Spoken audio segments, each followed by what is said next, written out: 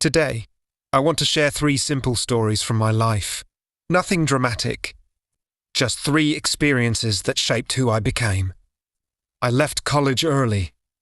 Not because I failed, but because I didn't know why I was there. My parents had sacrificed everything to send me to an expensive school, and I couldn't justify spending their hard-earned money without a clear purpose. Living had no plan. No safety net. But something interesting happened. Once I stopped following the required path, I began exploring what truly fascinated me. I slept on friends' floors, collected bottles for food money, and walked long distances just to get one good meal a week. Life was hard, but I was alive with curiosity. One day, I enrolled in a class purely out of interest, calligraphy. It had no practical value at the time. I learned about typography, spacing, balance, and beauty in letters. I had no idea it would ever matter.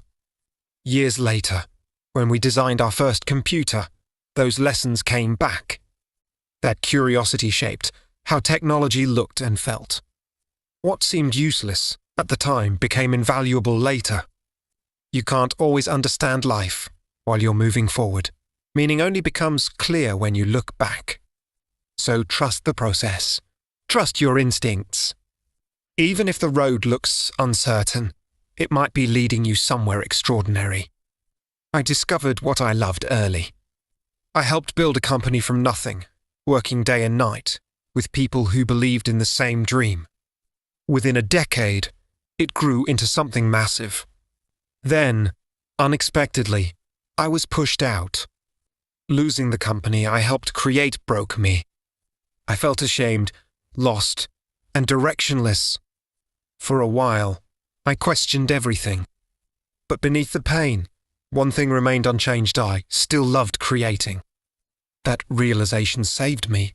I started again from zero. I built new companies, explored new ideas, and entered the most creative period of my life. One of those risks changed animation forever. Another eventually brought me back to where I started stronger and wiser. Failure didn't end my story. It redirected it. Life will knock you down. Hard. What matters is not losing faith. If you truly love what you do, that love will carry you through the darkest moments. Don't settle for work or relationships that don't inspire you. Keep searching. When you find what's right, you'll know. When I was young, I read a line that stayed with me.